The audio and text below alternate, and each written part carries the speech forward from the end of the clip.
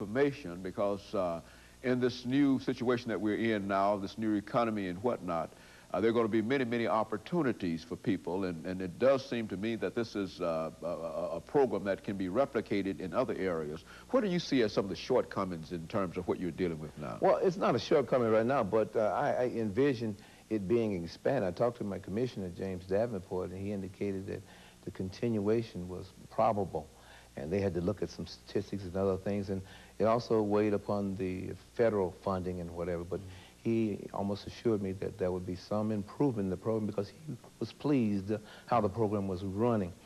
Yes, I meet twice a week, Wednesday and Fridays. It's a 3-hour workshop session, but and the rate of completion stands about 52%. However, the employment rate stands at 42%. That's 94% of the people who come in, something happens. There's a change in the direction in which they were going. I am just tickled to death that I can be involved in such a program. Now, what are some of the other similar kinds of programs that the department offers that our audience might be either concerned about becoming involved in or just concerned about in terms of having the knowledge to know where the tax money is going? What are some of the other things? Well, the GED program is one of them. They have other tax shelter programs, the TJTC program.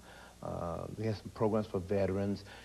There's so many, too many, too numerous to mention that all they have to do is, if you have a problem and are stuck in a situation, you have to go to somebody. What I'm finding is that a lot of people do not want to ask. Asking someone gives public indication that it's a downer. And they have to change from that situation and begin to ask for help. It's not forever. And us having problems is only a comma in the sentence of one's life. Good. And so the department has a whole array of various programs that people who find themselves with their backs up against the wall for whatever, but they have to take the initiative to do it. That's right. That's correct. And of course your program, Survival Skills, will deal with that, with them taking that kind of initiative. Sure. The educational part of our program include those workshop topics, but additionally what I've done is I've ensured and insisted that the guys make sure they have a Social Security card, make sure they have a library card. They said, why would I need a library card? Well, some of the guys are homeless. So if not no more than on a cold day, you have somewhere to go where it's warm. And maybe while you're in there, you might read a book, you know, or in the summertime, the same scenario. If it's hot outside and you go into an air-conditioned building, and that's a possibility. Also, I have them register to vote. You are one of the citizens of Nashville.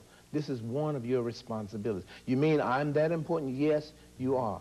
So we insist that they register to vote. And there are some who come in who may have some problems where they're not eligible, but we are going to let the agency let us know that they are not eligible. If a man is sick, he becomes the ward of his family or becomes the ward of the city. So we try to insist and influence them to take care of yourself. If I have a toothache, I don't have the money to go get a tooth pulled. So in the program, we have a network with Matthew Walker. Matthew Walker will give them a free health situation. And so in a real sense, you're able to, from your base in the Employment Security Department, you're able to reach out into other areas and find other services that these persons might be able to become involved in. I understand you talked about the homeless population. Do you find a large number of people that come to you are actually homeless persons? And what are some of their situations when you find that? When a homeless person comes into our program, they will have been referred by the Human Services. They have gone there to get food stamps. In getting food stamps, one of the criteria are that you must be involved in one of the programs that are prevalent. So survival skills, they are mandatorily assigned to survival skills. So when they come in, a lot of them do not have permanent housing or whatever. A lot of them do not have, or from out of town, and don't have ID. That is the biggest fallacy I find in men walking around the streets without positive identification. Of the Tennessee people, I ensure that they get a birth certificate. Why? Because a lot of us as men, our parents, have our birth certificates. So what do you have to prove who you are? You don't. So I get that as a positive proof of who you are. So you're finding that that's a real problem in terms of a large number of persons not not much less driver's license, anything less, but no real identification as to how to identify themselves. And, you know, like you say, there are a lot of guys who may have problems with driving and they don't have driver's license, but there is a driver's Tennessee ID that they're supposed to have. Well, we insist that they also get that.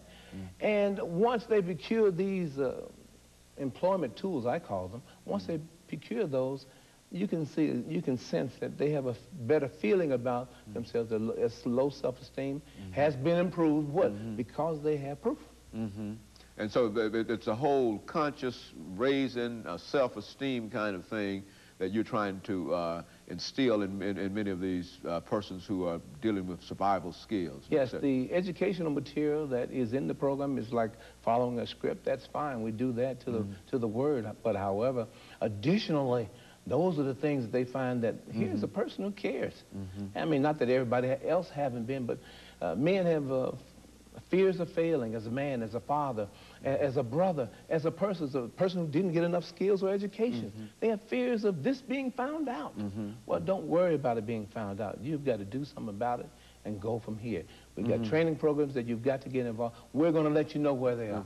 Now, what about literacy? And this, I think, is a very, very important element dealing with employment security. What about some of your literacy programs, and what do you find in your department in terms of the opportunity that people have to become literate? A large number of our people, for example, drop out of high school, and et cetera, and et cetera.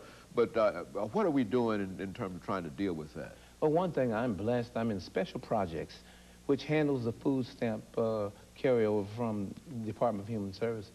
And our representatives down there, Flo Parsley, Deborah Owens, all the other people that work there, they have the option.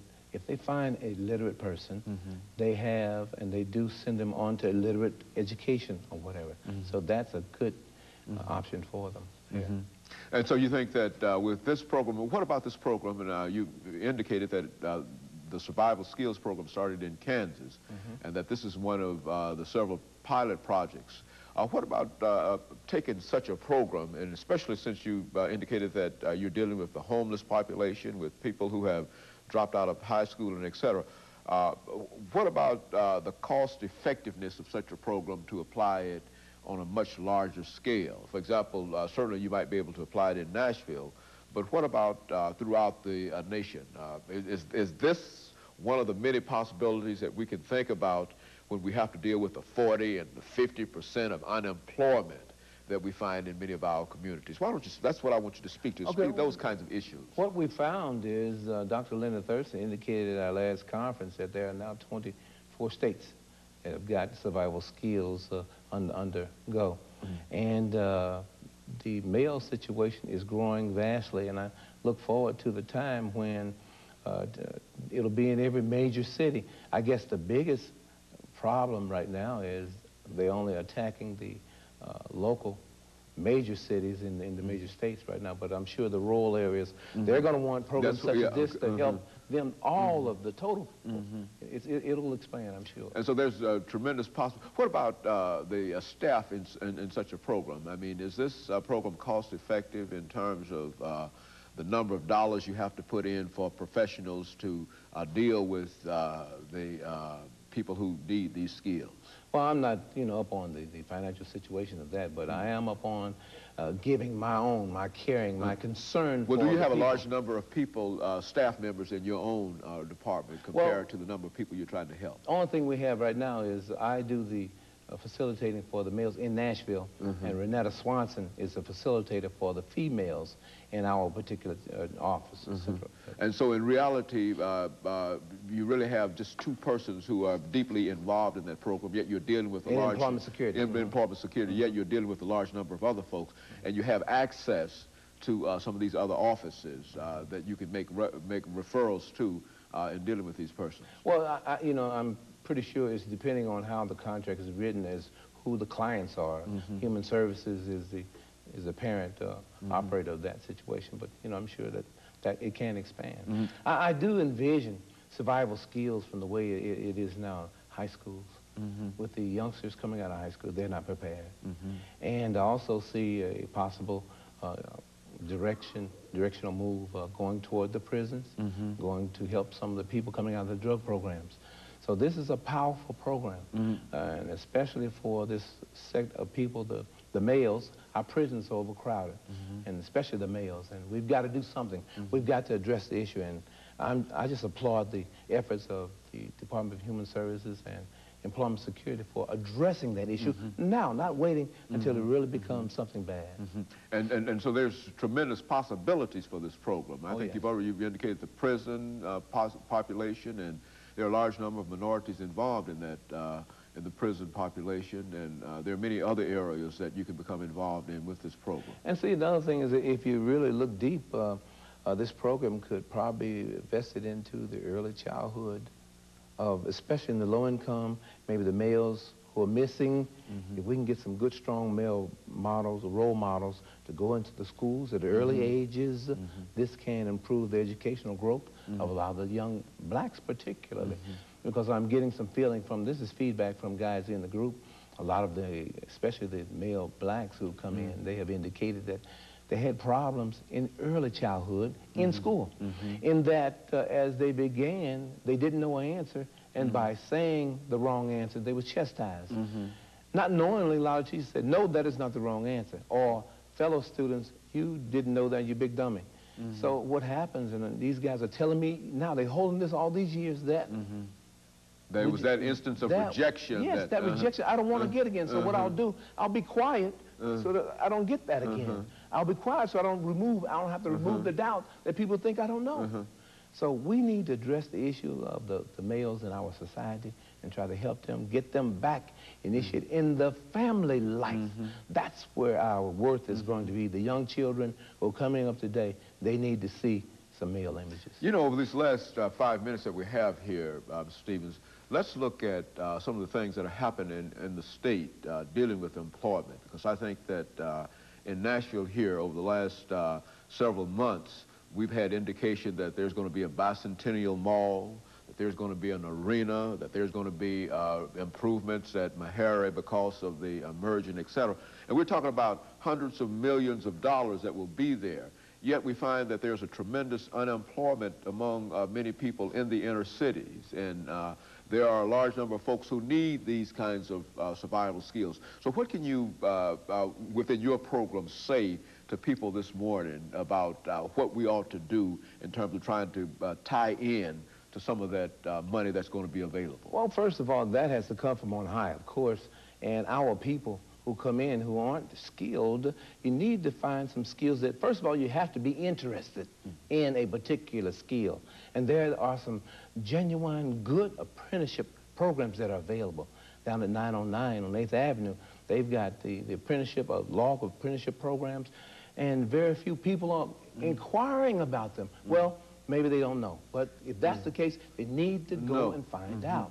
And the jobs that, I'm sure a lot of jobs are going to be opened up when these constructions of these new entities that make our city what we want it to be, that this set of our people are going to be touched. That if a person has the slightest interest in bricklaying, for example, that you're telling that person this morning that there's an apprentice program in the state of Tennessee that they can learn those crafts and be prepared with those. Speak to that, because... Well, the thing is, and I urge people everywhere, that if I don't know something, do not be ashamed to search for the answer. You've got to be a resourceful person in society today to be able to get somewhere. If you're not resourceful, you will not have an opportunity to have access to all the options. Go, ask for help. Very good. Now, what if they wanted to find out more about what's going on in terms of survival skills and et cetera? What would you tell them to do this morning? Well, they can call our office. Our number is 741-2913 to get more additional information on that. And of course, they would have that information. What about finding out about some of these apprenticeship programs that we're They can call the unemployment office down at 8th Avenue, 741-3626. And you mentioned 901 building. That's 909 8th Avenue, right down by the Goodwill. And now, during the last minute or so that we have, are there any, 2 minutes that we have, are there any final comments that you'd like to make in terms of this program, in terms of the kind of support that you're getting for this program, and especially in terms of the future that you see for what you're doing now? Well, first of all, I'd like to say I'm just elated that our Commissioner, James Davenport, allowed me to be involved in such. It is my life work. I've been doing this type of work all along. I envisioned the program growing. Senator Thelma Harper came and allowed us to have our graduation at the Senate chambers. And what a beautiful feeling that these gentlemen got going to the Senate chambers. In that arena, it gave them an uplifting, it gave me an uplifting just to have the opportunity to expose them to this. And I've gotten indications from our Commissioner Davenport that the program will be continued, and we're waiting for the other data and documentation to substance and to back up whatever the funding will be.